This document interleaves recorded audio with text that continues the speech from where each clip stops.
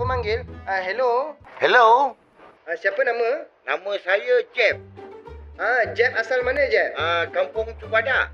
Oh, Kampung Cubadak, Kampung Cubadak, Oh, okey, Jeb. Ada ucapan untuk siapa? Ada ucapan ke? Untuk kawan saya, Tuan. Dia tengah sibuk kemas kedai dia tu. Jeb nak bagi ucapan dekat Duan yang tengah kemas kedai dia.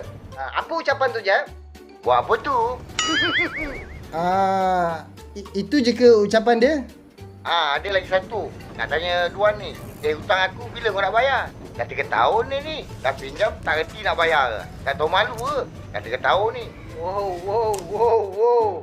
Ini kes minta hutang ni. Ini kes minta hutang.